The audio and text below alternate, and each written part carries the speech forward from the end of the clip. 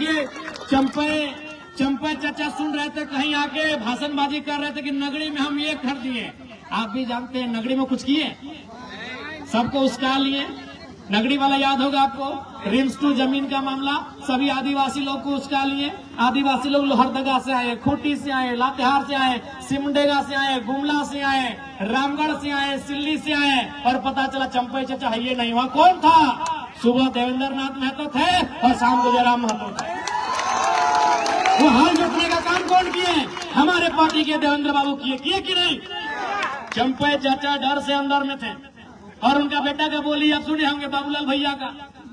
उनको मीडिया पर बनाए, उनको पूछा, पुलिस बोला कि चलिए आपको अरेस्ट करके थाना ले जाते हैं। बोला ना, हम यूट्यूब में देखे हैं, हम लोग एक आदिवासी भाई का इनकाउंटर हुआ है, तो आप मेरा भी इनकाउंटर कर देंगे, हमको डर है। तो बताइए बाबूलाल दा इतना डरिएगा तो राजनीति काहे कर रहे हैं? चंपे चाचा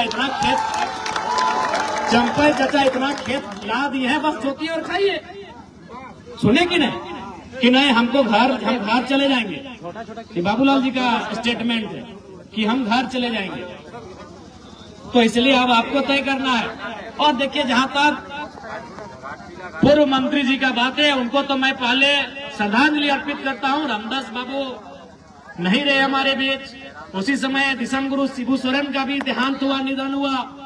निसंदेह उनके निधन होने से, उनके दुनिया से चले जाने से राज्य की जनता मर्माहत है, राज्य की जनता में दुख है।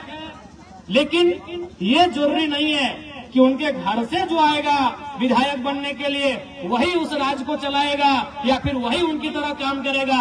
यहाँ सिंपल है। आपको याद होगा, जब हमारे ही डुमरी विधानसभा में जगन्नाथ बाबू नहीं रहे तो वहाँ एक स्लोगन आया कि टाइगर विल रिप्लेस टाइगर। क्योंकि जगन्नाथ बाबू को भी वहाँ टाइगर कहा जाता था। सुनिए, आज उनके पिताजी का भी निधन हुआ, उनको भी हम श्रद्धांजलि अर्पित करते हैं। तो वहाँ भी जनता के बीच से एक आवाज आया कि टाइगर विल रिप्लेस टाइगर। तो घाटशिला में भी आवाज आना चाहिए, रामदास विल रिप्लेस रामदास। हमारे डुमरी विधानसभा से जहां हम विधायक बने, वहां एक ही वो नारा गूंज रहा था कि टाइगर की जगह टाइगर लेगा। जरूरी नहीं वो उसका परिवार से ही होगा, जो टाइगर होगा वही टाइगर की जगह लेगा, और टाइगर ने जगह डुमरी में ले लिया। अब हम यहाँ कह रहे हैं, घाटशिला में वही कह रहे हैं कि रामदास जी की जगह रामदास जी लेंगे। सीधा बात, रामदास सोरेन जी की जगह रामदास मुर्मू जी लेंगे, रामदास जी की जगह रामदास जी लेंगे। ये तो आवश्यक नहीं है कि भाई उनके घर में जो जन्म ले, उनका जो खून हो वही उनके जैसा हो, वही उनके जैसा काम करिए, जरूरी है। अगर ऐसा होता तो आज प्रधानमंत्री गांधी का पोता को होना चाहिए था, गांधी जी का पोता को होना चाहिए था, भगत सिंह के रिश्तेदार को होना चाहिए था, सरदार पटेल के रिश्तेदार को होना चाहिए था, नेताजी सुभाष चंद्र बोस के रिश्तेदारों को होना चाहिए था कि नहीं? अब गांधी जी अगर 1942 में आधे कपड़ों का आधा कपड़ा पहन के आंदोलन किए हैं, और अगर आज वोट टाइम आके कहेगा कि हमारे पूर्वज महात्मा गांधी जी उस समय ऐसा किए हैं, तो भाई आज का समय अलग है, उस समय अलग थे। गांधी पूरे देश के थे, अपने परिवार के नहीं थे। क्या रामदास बाबू अपने परिवार के थे? नहीं, वो झारखंड के माफ कीजिएगा मंत्री थे।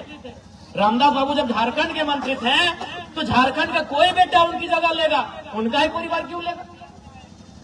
और हमको आज तक समझ में नहीं आया भाई, सहानुभूति क्या है? इस सहानुभूति राजनीति में क्यों? आप ही बताइए, क्या अगर कोई किसी डॉक्टर का निधन हो जाए तो क्या डॉक्टर के बेटे को डॉक्टर बनाया जाता है? क्या बनाना उचित भी रहेगा? अगर किसी डॉक्टर का बिना समय से पहले अगर निधन हो जाता है तो क्या डॉक्टर के बेटे को डॉक्टर हम बनाएंगे? क्या टीचर का निधन होने पर टीचर के बेटे को टीचर बनाएंगे? क्या एसपी का बेटा बनता है? तो ये कौन सा पैटर्न है भाई कि विधायक का बेटा विधायक बने, सांसद का बेटा सांसद बने, मंत्री का बेटा मंत्री बने? आखिर ये कौन सा पैटर्न है? जबकि एक एसपी से महत्वपूर्ण एक एमएलए होता है, एक डॉक्टर से महत्वपूर्ण एक एमएलए होता है, एक टीचर से महत्वपूर्ण एक एमएलए होता है, क्योंकि डॉक्टर, टीचर और एसपी का फैसला करने वाला एक एमएलए होता है। वो विधायिका का अंग होता है, वो सरकार का अंग होता है। वो फैसला करेगा कि आपके स्कूल में टीचर कितने होंगे, वो फैसला करेगा कि आपके जो हॉस्पिटल उसमें दवा का दाम क्या होगा, वो फैसला करेगा कि आपका यहाँ आईएएस का कौन यहाँ नया तबादला होके आएगा। तो जो फैसला करता है, जो नियम बनाता है, जो इस राज्य को चलाता है, वहाँ सहानुभूति क्यों? हम सहानुभूति रखते हैं? जिन्होंने अपने परिवार में किसी को खोया है, हम सहानुभूति रखते हैं। सहानुभूति का मतलब उसके दुख में खड़ा होना। सहानुभूति का मतलब होता है उस परिवार के दुख में खड़ा होना। हम लोग दुख में खड़े हैं, अगर उस परिवार को कुछ घटेगा हम लोग देंगे। विधायक बना देना, ये कौन सा सहानुभूति है भाई? जब हम डॉक्टर के निधन पे डॉक्टर के बेटे को रिप्लेस नहीं करते हैं, जब वकील के निधन पर वकील के बेटे को वकील बना के रिप्लेस नहीं करते हैं, तो आखिर देश में ये सहानुभूति कब तक चले? इसलिए जो मंत्री जी नहीं है, हम लोग पुनः श्रद्धांजलि भी देंगे और सहानुभूति रखेंगे परिवार के प्रति। लेकिन उनको जो रिप्लेस करेगा, उनकी जगह जो जाएगा, ये बिल्कुल भी जरूरी नहीं है कि उनका अपना घर से संबंधित हो, उनके ब्लड से संबंधित हो, उस क्षेत्र का कोई ऐसा युवा जो पढ़ा लिखा हो, उनकी जगह जाए और झारखंड की आवाज को, घाटशिला की आवाज को, घाटशिला के माओ बहनों की आवाज को, घाटशिला के बुजुर्गों की आवाज को, घाटशिला के नौजवानों, किसानों, छात्रों की आवाज को विधानसभा में प्रेजेंट करे। कोई वहाँ दिक्कत है, कोई वहाँ दिक्कत है। इसलिए इस बार घाटशिला के उपचुनाव में रामदास मुर्मू जी जो हमारे पार्टी के प्रत्याशी हैं, आप सभी से आग्रह है, एक मौका दिया जाए। क्योंकि अब पढ़े लिखे नौजवानों की राजनीति में आने की दरकार है। आप भी जानते हैं रामदास मुर्मू जी यही ठीक बगल में RDM नामक एक कोचिंग क्लास चला रहे हैं, पढ़े लिखे नौजवान हैं और आपके बीच से आते हैं। तो अगर आपके बीच से आएंगे तो आपके बीच की बात को वहां लेके जाएंगे। आज देखिए, आप मेरा ही उदाहरण लीजिए, आज 1 साल होने वाला है, लेकिन आज भी मेरे घर की स्थिति वही है जो 1 साल पहले थी। आज भी हमारे घर में बारिश होने पर पानी ऊपर से भी आता है और नीचे से भी मिट्टी गीला होता है। क्यों ऐसा होता है? क्योंकि जब जब हम अपने बारे सोचने के लिए बैठते हैं कि हमें अपने घर के लिए, अपने परिवार के लिए, अपने भाई के लिए कुछ करना है, तब तब मेरी आंखों के सामने वे लोग आते हैं जिन्होंने मेहनत करके आपको विधायक बनाया। तब मेरी आंखों के सामने वे लोग आते हैं जिन्होंने वह लोकसभा का चुनाव मई जून की गर्मी, घर घर जाकर चंदा लेकर, घर घर जाकर चावल सब्जी मांगकर, उस पैसे से जो अपनी गाड़ियों में तेल भरे हैं, उस पैसे से हमारा प्रचार किए हैं। तो जब जब हम अपने बारे सोचने बैठते हैं, तब तब वो मंजर हमारे आंखों के सामने आता है। क्योंकि हम आपके बीच से आते हैं, इसीलिए हम आपके बीच की बात को सदन तक लेकर जाते हैं। इसलिए अब जनता को यह तय करना होगा, उनके बीच का नेता जाए जो उनके बीच के जैसा हो कर रहे। आज देखिए ना, आप जब भी आप हमसे मिलते हैं, और हमको तो लगता है कि अभी 1 साल होने के बाद भी न जनता ने हमको विधायक माना है, न हम खुद को विधायक मान पाए हैं। आज भी उनसे मिलते हैं तो उनके घर के भाई बच्चे जैसे मिलते हैं। वो भी हमसे मिलते हैं तो अपने हक अधिकार के साथ मिलते हैं, वो हम पे अपने हक दिखाते हैं। वो कभी इस प्रोटोकॉल में नहीं रहते कि हम विधायक जी से मिलने जा रहे हैं। वो अपने हक समझते हैं कि हमारे घर का बच्चा है। अरे कभी कभी तो हम लोग जहाँ जिस घर में सोते हैं, अगर जानते हैं कि थोड़ा सा हम लोग लेट उठते हैं तो 2-4 लोग बोतल से खिड़की में ही मार देता है। तब बोले नहीं, जनता है, कुछ नहीं बोलना है भाई, उनको हक है। विधायक के घर में जाने से पहले 4 गेट का एंट्री होता है, लेकिन हमारे घर में जनता जाती है, कभी हम लोग लेट उठते देखते हैं, मैंने खिड़की टूटे नहीं तो मैं कभी बोतल फेंक देता है विधायक झूठ। तो ये हक हमने जनता को दिया है और झारखंड की राजनीति में पहली बार ये हुआ है। नहीं तो आपको उनके कार्ड से गुजरना होगा। बहुत प्रकार का सिस्टम है, अगर नहीं हो घर में तो बोलना घर में नहीं है। तो इसलिए नए नेताओं को, नए युवाओं को राजनीति में आने की आवश्यकता है। आज कोल्हान की धरती आंदोलन की धरती है, क्रांति की धरती है, निर्मल बाबू, सुनील बाबू के शहादत की धरती है। और आज धरती में वहां के लोगों को ये तय करना होगा कि उनके सपनों को साकार करने के लिए जो जाएंगे सदन तक, ऐसे उम्मीदवारों को हम लोग जिताकर भेजेंगे। आज बताइए, राज्य की सरकार ने माताओं को, बहनों को 2500 रुपए का मैया सम्मान योजना दे दिया, लेकिन आज उन्हीं के घर के बच्चे स्कॉलरशिप नहीं मिल पाया है, छात्रवृत्ति नहीं मिलने के कारण रो रहे हैं कि नहीं रो रहे हैं, आप बताएं। रो रहे। आज इस राज्य में क्या हो रहा है आपको भी मालूम है।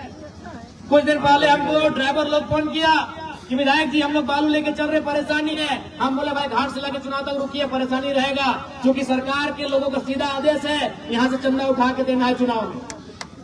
आज यही हो रहा है। एक बड़ा बाबू से हमारा बात हुआ, वो एक व्यक्ति से कुछ पैसा मांग रहा था। हम डायरेक्ट बोले कि बड़ा बाबू हमको भी मालूम है, मंत्री जी और सीनियर है IPS मिल के आपसे 30 लाख लिए है थाना तबादला का, हमको मालूम है सारा चीज, लेकिन उसको आप दूसरा जगह सुन लीजिएगा। हम सीधा बात करते हैं। आज झारखंड यही बन के रह गया है। बड़ा बाबू है तो थाना के हिसाब से 30 लाख से 50 लाख में उनको थाना दिया जाता है। उससे बड़े पदाधिकारी हैं तो उससे बड़े रेट में ट्रांसफर होता है, और उससे बड़े पदाधिकारी हैं तो 2 करोड़ से 5 करोड़ तक का दिया जाता है। ये हमारे राज्य की स्थिति है। वहां से सरकार का सोच आगे नहीं बढ़ पा रहा है। इस राज्य के कल्याण क्या करेंगे, इस राज्य की जनता का कल्याण क्या करेंगे।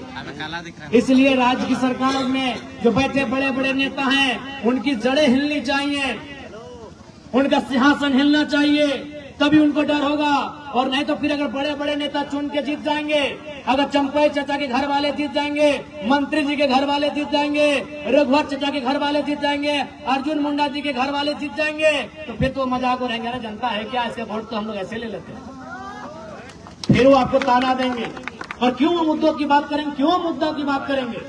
आज देखिए ना देश में क्या हुआ, मोदी जी ने बात करा 2 करोड़ नौकरियां क्यों देंगे। हम जान रहे हैं कि हम इनको राम जी का नाम लेके वोट ले लेते हैं, क्यों काम करेंगे भाई। उसी प्रकार हेमंत जी, उनको भी मालूम है कि जब हम लोग चुनाव जीत ही जा रहे हैं, जब हम कुछ ना करने पे भी ये लोग 50-60 सीट हमको दे ही रहे हैं, तो क्यों काम करेंगे। इसलिए राजनीति में, लोकतांत्रिक देश में अगर ताकत कहीं है तो तलवार में नहीं है, ताकत आपके तीर में नहीं है, ताकत भाले में नहीं है, ताकत त्रिशूल में नहीं है, ताकत बंदूक में नहीं है, ताकत आपकी इस उंगली में है जब आप ब्लू रंग की स्याही लगाकर वोट देने जाते हैं।